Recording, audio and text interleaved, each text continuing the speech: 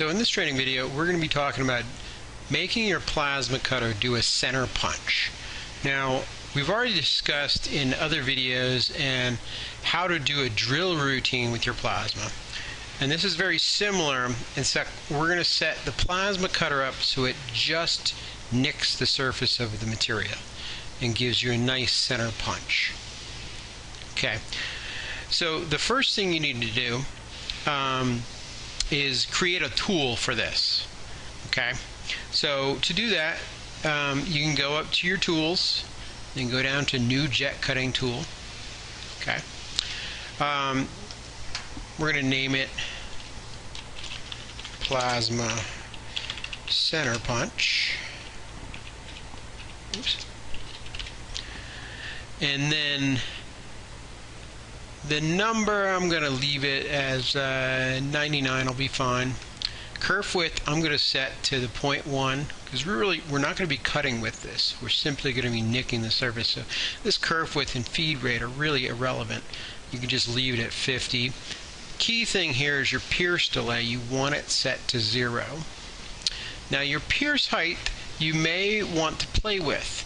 And I've been playing with this, setting it at 0.15. I feel like that's a good spot for starters. Really, the height of how high above the material you are versus how much amperage you're using is going to kind of determine the depth of the peck. And you also won't get too high because then you'll have a lot of misfires where you don't actually strike the main arc, and so you don't make a mark. So I wouldn't go much higher than the 0.15. I might even go a little bit lower, say down to 0.12. Okay. Your plunge rate, I always leave at 150. And I'm always going to leave the cut height and the pierce height to be the same in this situation. Okay. Well, that's not. I'll take that back. Sometimes I will change it. So we're going to leave that there, and I'm going to set this at 0.1. Okay. You don't need a pause at the end of the cut. Preset volts are not important because what we're going to do here is I'm going to set this no DATHC to 0. And so with it set to 1, your THC is on when you use this tool. If I set to 0, the THC will always be off. So it's always going to be off at this point.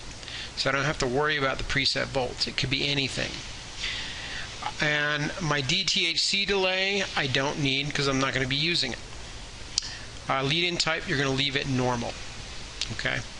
So that's how we set up the tool for the center punch. And you can vary, like I said, your pierce height and your cut height to, depending on what you see and with it marking your steel. Okay, so I'm just going to click OK. So now I got that tool over here. So I'm going to come in and import a drawing. So this is my center punch test. And I'm going to have to pick use points for drilling. Now, remember, the next time you go to open up a file, if you do not uncheck this, this will stay checked.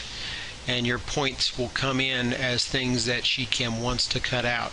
So generally you want to avoid that. So just make sure you uncheck this the next time you open something up. Okay? So now it brings in my 3 points in the middle of my part. It's just a little 1 inch by 2 inch square that we're going to cut out a 1/4 inch steel. So my first step is go up to my edit contours, or under mode, go down to edit contours here and click it. Now I can draw a box around my 3 points and select them. Once they're selected, I can right click with my mouse and go move to layer, new layer, and I can call it center punch. So now I got a default layer, which is my perimeter, and center punch, which is my holes. Okay, so first step, one other thing we have to create over here. The way we're going to do this is we're going to turn the amperage on our cutter down to say 25, somewhere between 20 and 30 amps. Okay, and like I said, you're going to have to play with that to find out what works best for you. So we're going to run an operation that pierces these points, and so with the low amperage, it's just going to peck them rather than going all the way through the steel. After that, we want the machine to pause before it goes and cuts the perimeter, because at that point we have to turn the amperage back up. So what we're going to do is create a code snippet. Now if you go over next to tools, you see this G, create new code snippet. Okay, we already have a couple code snippets down here, THC off, THC on. Those are S codes.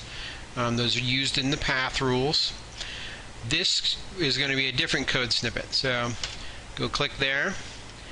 I'm going to name this code snippet table pause, and you can use this other places too, the way I'll show you this. And the code is going to be M01. Okay, click OK. So now I have another code snippet over here, table pause. Okay, so now that I have my tool set up, my center punch plasma center punch tool right there, and my table pause code put in, your first step is to create a drilling routine for my center punch layer.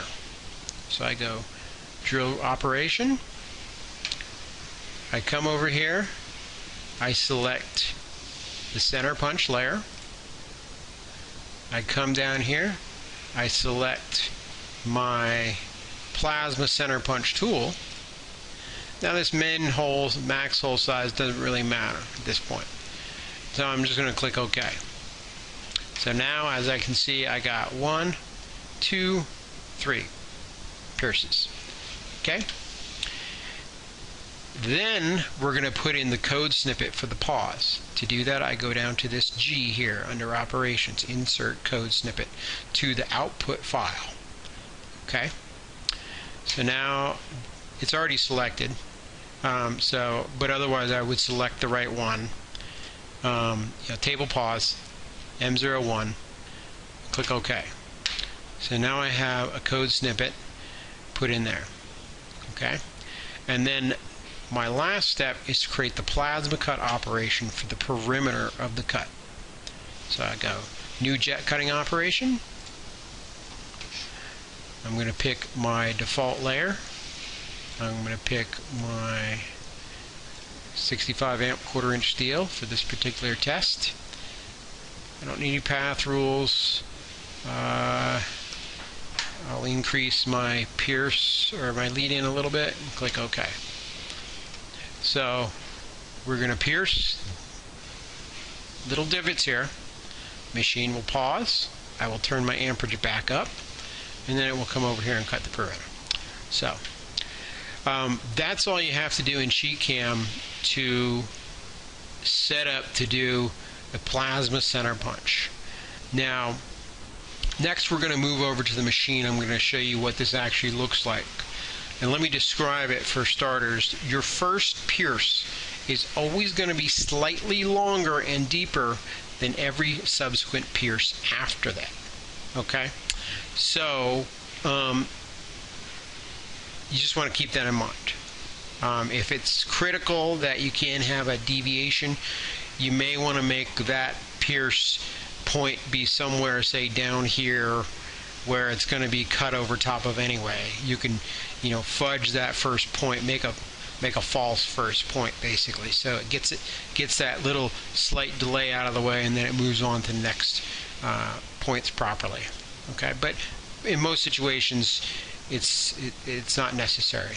So so the machine's going to go over, drop, fire, fire, and fire. It's going to pause.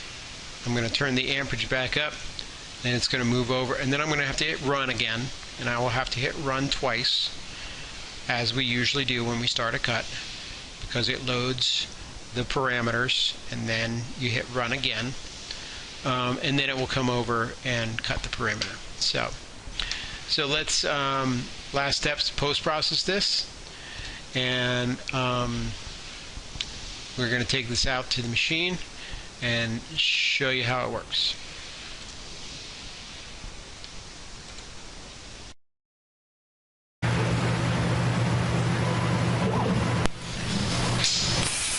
So now we're going to pierce the points by running the plasma at 20 amps.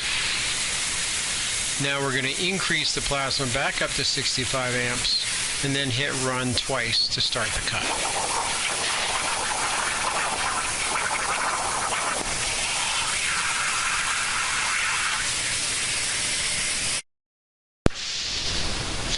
So as you can see, that first pierce in the middle is always the biggest, but the holes are very nice and round, and they're quite accurate, so they work very well for center marks for punching. So that's how you do a center.